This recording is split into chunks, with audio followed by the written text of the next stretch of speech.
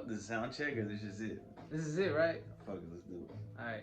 185 coming at you live. What he said. We're gonna talk about failures. We're talking about failure. Yeah, this is about taking L's, or is it? You know what I'm saying? Because I don't know how long this will get, but I'm recently coming out of what some people would say could be a failure, right?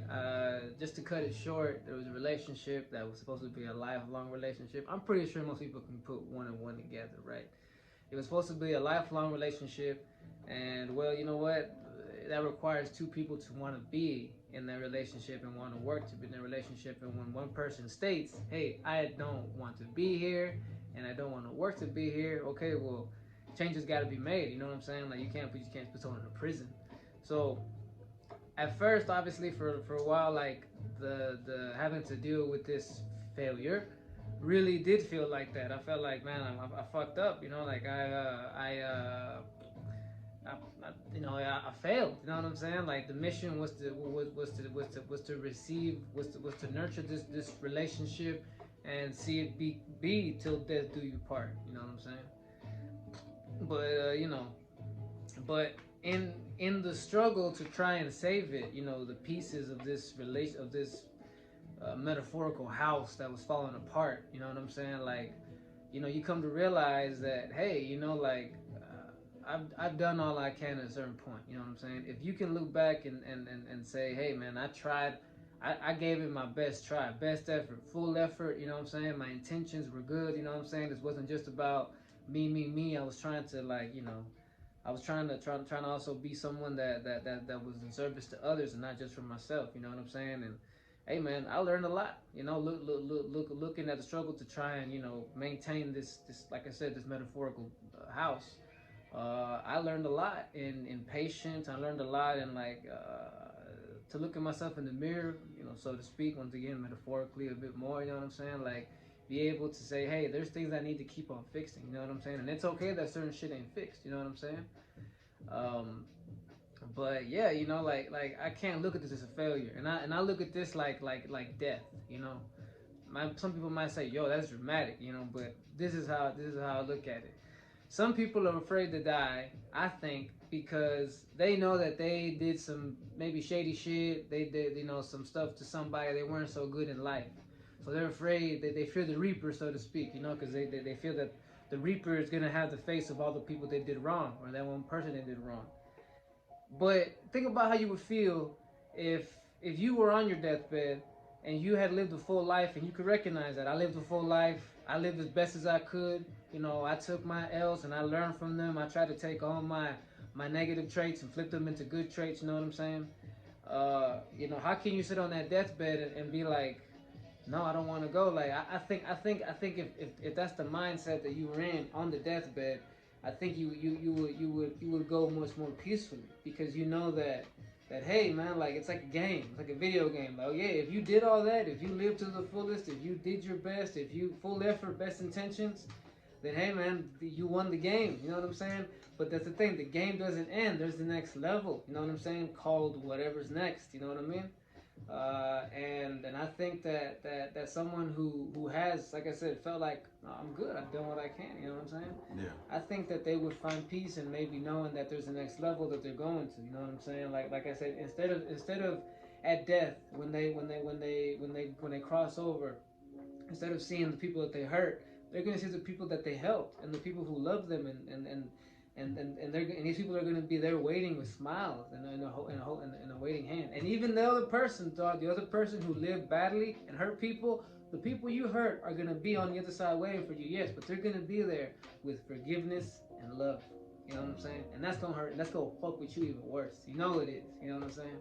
Because who's punishing you? Nobody. You know what I'm saying? And yeah, so I've taken it as like, yeah, this is not a failure at all. I did everything I could. You know what I'm saying? So I'm ready for what's next. You know what I'm saying? Like maybe in a year or two, we'll be sitting here talking about like, hey, man, remember all the doors that my failed relationship opened up? You know what I'm saying?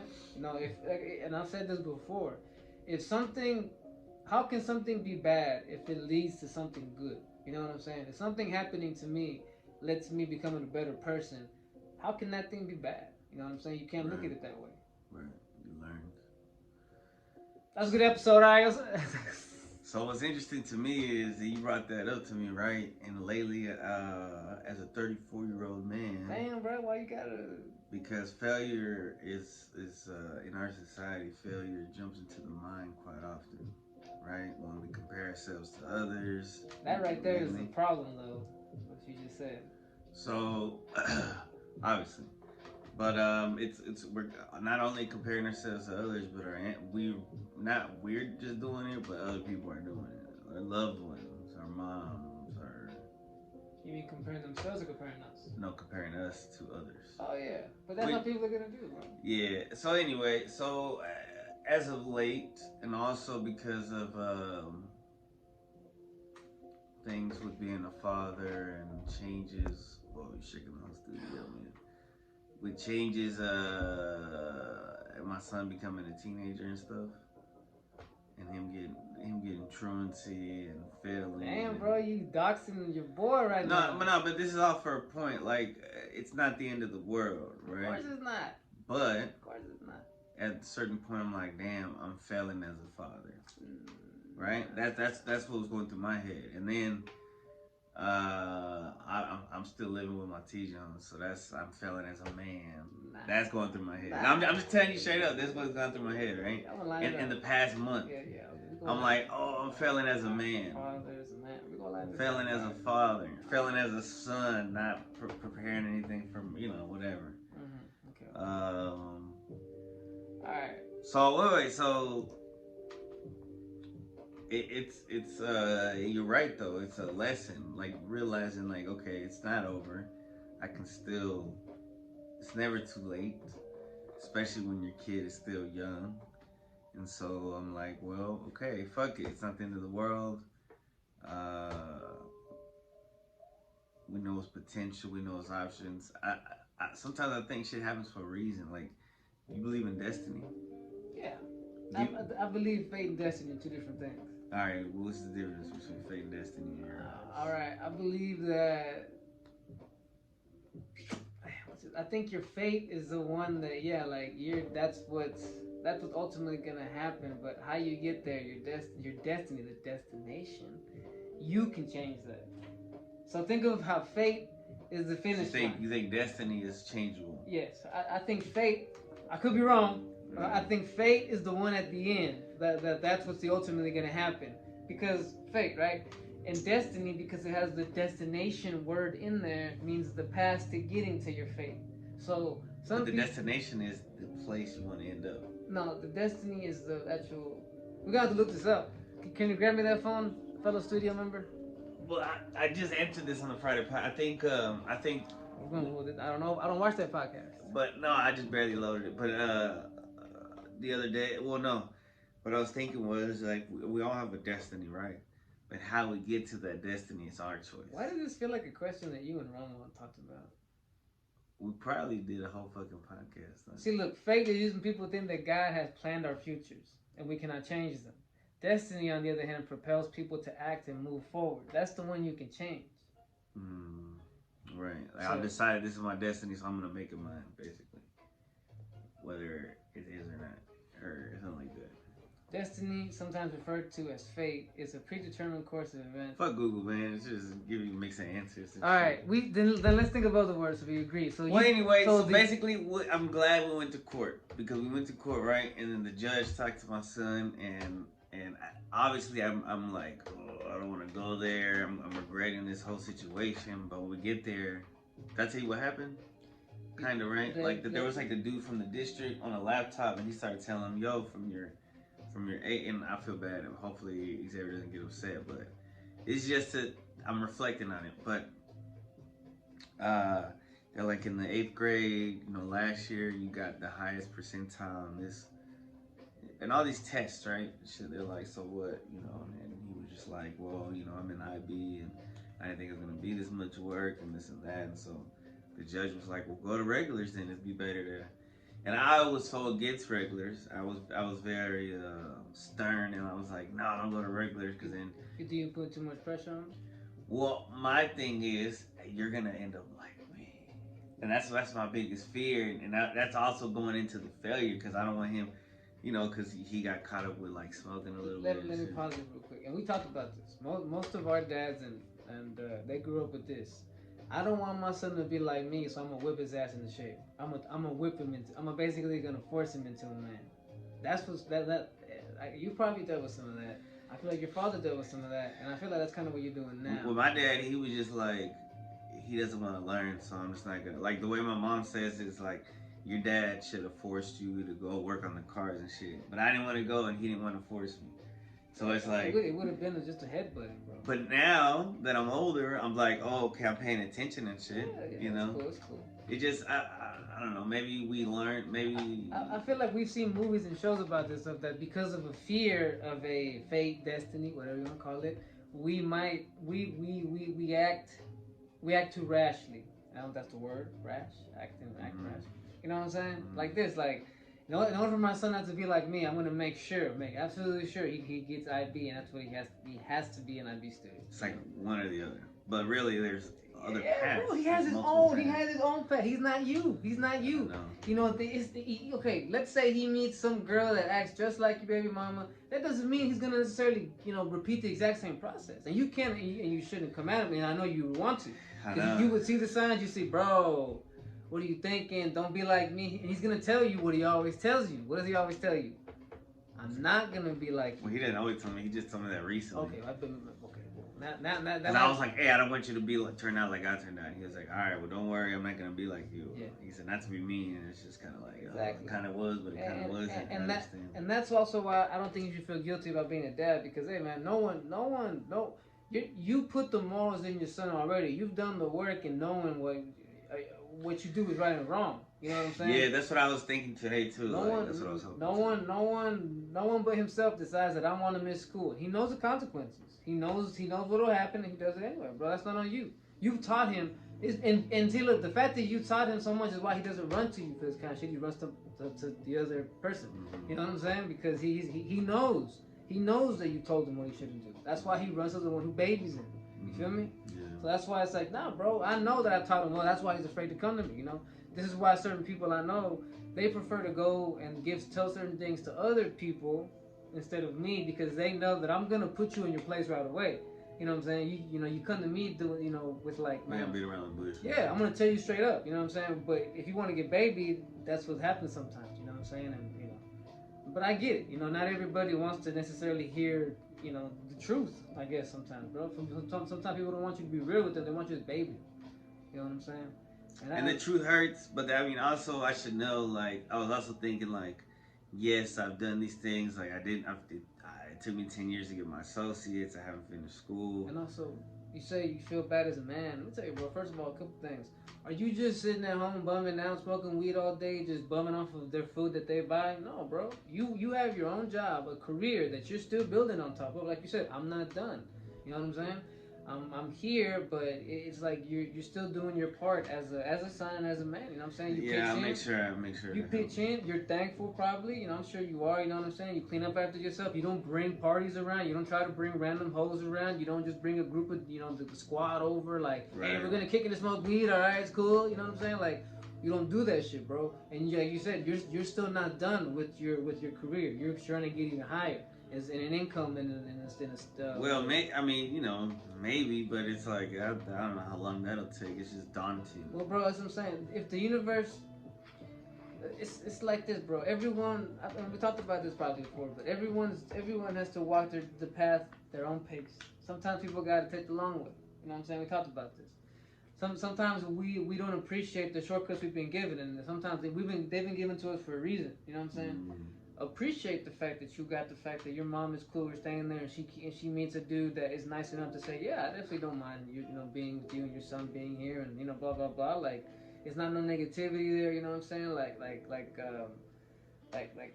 The Vikings would say you're still favored by the gods. There you go. Look at that. Exactly, bro. I mean, look. I mean, bro. God doesn't want you on the streets or a easy situation. Would you rather be struggling and be, in a one-bedroom apartment over there off of like some ghetto-ass apartments? And be like, no. I'm a man. Exactly. I'm a man, but I'm suffering because I gotta be a man and not accept the help that my mom and her boyfriend offer me, bro. Like, nah, bro. Nah. For years, bro, people in my family have tried to make my mom feel bad for like, you spoiled him, you gave him too much, you know what I'm saying? And sure, there are some times where I agree, I was spoiled, you know what I'm saying? But I was always made to be thankful and grateful for it, you know what I'm saying? Which a lot of my other family members, they're not, bro, but they like to just point out, me and my mom sometimes, you know what I'm saying? But it's like, y'all need to look in the mirror, you know what I mean? Like everyone has their own level of like I said, the path, you know what I'm saying? Some of us, because who knows, we were given more for whatever reason, you know what I'm saying? Some were given less for whatever reason, you know what I'm saying? Like you don't know, and you can't, and instead of complaining about a shortcut you've been given, bro, you should be like, you know what, I'm thankful. Like sometimes I feel like I'm a burden, sometimes I feel like I could be more of a man, but I'm thankful as fuck that I have this helping hand over here, you know what I'm saying? Yeah, it's crazy because it's like the same hand that in my childhood backhanded me now is like helping me. You know what I mean? Like it's kind of symbolic because it's like, yo, y'all did all this shit and now look at me and then now you're complaining about it. It's like, you're stuck with me now. That's not any resentment there, huh? No resentment, y'all hear? Not here, no resentment. Oh, I didn't hear no resentment from you earlier either. What? We talking about, some people are gonna be fucking suffering, What you mean? Where did I say this? Earlier when you go on your rant, you're like, I'm gonna be cool when I go, but some people are gonna be like. Wait, so I was trying to shoot a slug at you? No, not at me. Oh, okay, no, because I wasn't shooting a slug. Hey, but if the shoe happens to fit. Yeah. You know what I'm saying? Wear it. Yeah. If what I said triggers you, bro, then you might have some shit to work on. There you go. That's what you do this summer. Fix your, hey, instead of being like Darth Vader, trying to conquer outer space, be more like Yoda and the Jedis and focus on conquering inner space. You know what I'm saying? You gotta put up the pictures and shit. Oh, man. There's nothing else to do, but now all of a sudden it hurts him to edit a little bit. I also felt like a failure because, the car, but, but it lives its life. Look, clearly this car is gonna survive a little longer. A little life support is gonna be given to it. But bro, trust me, if the gods had decreed that the life of this car has passed, trust me, it's gonna junk out. Yeah, it's gonna junk out eventually, and then hopefully the proper thing will be happy. We will get a replacement, and we'll be like, hey, wasn't that a fucking adventure? Like, yeah, it was, but you know what? Here we are. And I asked my dad like, can I get another car? Nah. I was like, do you think that me? And I think I know the answer, but I don't think he wanted me to like worry too. But I was like, did the accident speed up the process of the engine just giving out? I mean, kind of like no duh, bro. Like, it's a number of things. Kind of like no duh. Your dad was being nice to you, bro. Your dad was being like, a number of things. I was been like, well, what do you think a wreck would do to the engine, my boy? You hit it. It wasn't even a wreck. You hit it dead on. You know what I'm saying? I think there was sparks and fire and shit. Nah. Police officer was right there. He was already there pulling somebody else over. You told the story on the podcast? Probably, yeah. I'm sure I have. For those that don't know, it was a year ago. What happened, Chris? It's 2 sentences. It's funny as fuck. So I'm driving down the street and I see this cop pulling somebody over. This Mexican, I'm like, oh, what's gonna happen? And then I hit this other Mexican and this. I'm also Mexican, but I'm Mexican American. And I hit this little truck, and I was like smoking and shit, and I was like, I can't believe this. And the cop saw and everything. He's like, hey, y'all pull over. He wrecked right in front of the cop. Like, hey, just come here. I got some more work for you to do, sir. It wasn't a wreck. I accidented. You know what I saw on the way to my mom's? Crash. So I saw this. It was a wreck, right? It was a wreck. This Mexican dude had ran right into a pickup. The pickup turned out to be an undercover cop, bro. Ooh. It looked like a regular F-150, but then when it was on, you could see the sirens in the back. And it was fucked up? Yeah. No, like, this dude is about to get in trouble. When I was going home from lunch one day on Centerville in Ferguson, there was a truck like on the side. I was like, what the fuck happened? And it was like cops and shit. Like, it could always be worse. But that was so embarrassing and that failure was a learning lesson. Yeah, bro, you gonna watch your ass. You know what I'm saying? Gotta be way more careful. I've had it to other people who've had the same issue. You drive by the person in front of you's brake lights, not by how fast you think the traffic is going. You know if you see brake lights, you brake. Yeah. No matter what. Yes. Even if you think you got time and shit. Yes. Bro, it's so easy to get distracted too. So easy, but it's No one put the gun to your head to look at. And that's what it is. It's like a giant fucking missile that we're driving, so we gotta treat it as such because it could just fucking kill somebody. Yeah, driving a big 1,000 pounds ton to 2,000 pounds, right? A rocket. Yeah, there you go. And I mean, we're gonna talk about failures. Well, cause but every failure has turned into that thus far has turned into just a strength. But you got another one? What's up? Well, like for instance, whenever I was driving around when I was in my early 20s, me and my son's mom got into it. He was still a little baby, and I was drinking Four Locos when they had the caffeine in them. And by the end of the night, in the morning, I was driving with no wheels, just sparks flying. Mm-hmm. Maybe you're confusing the story. That's when the sparks were. And then I'm blacked out, and the cop pulls us over, tells me to go home. So I'm lucky right there. You are, motherfucker? That was fucking, because that failure right there, and of course my dad was like, what the fuck? He was like, bro, I'll give you something. And he was like, he showed me with a plate. He was like, you just don't give a fuck. And he just broke it. Damn, that's how mad he was. He broke something else. He was like, this is how you treat the shit I give you. My nice car and shit. Hey, how old were you though?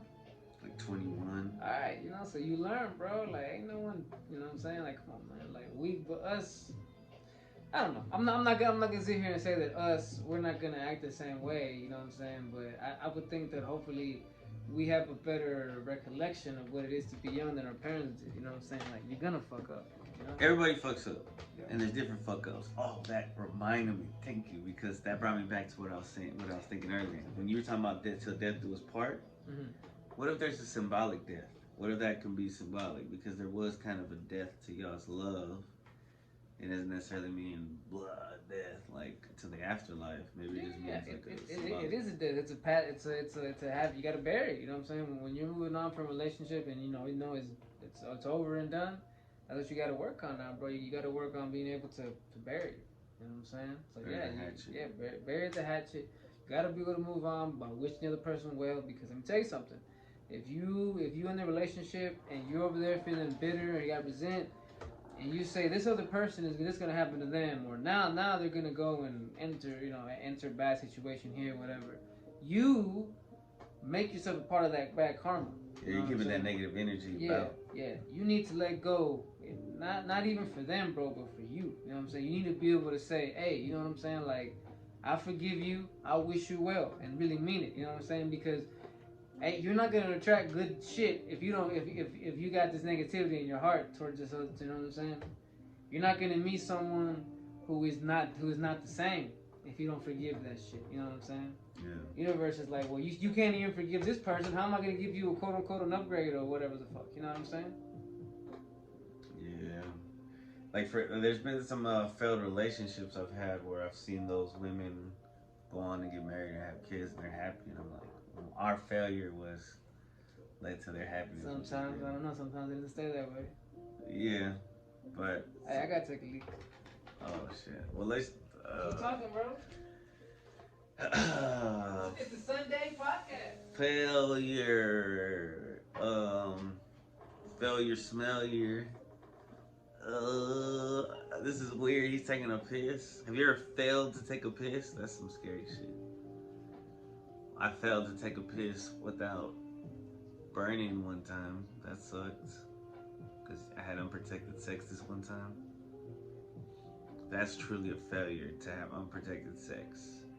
Because you open yourself up to STDs. I'm talking about collab, the burning peas. Oh, I just got a text. Do you have something? It's just me and I gotta check this text. You still got something to say? Yeah. Alright, hurry up, because I gotta check this text message. Alright, let me tell you real quick. Okay. Sometimes, I said this before, I say it again. Sometimes failure is part of the journey.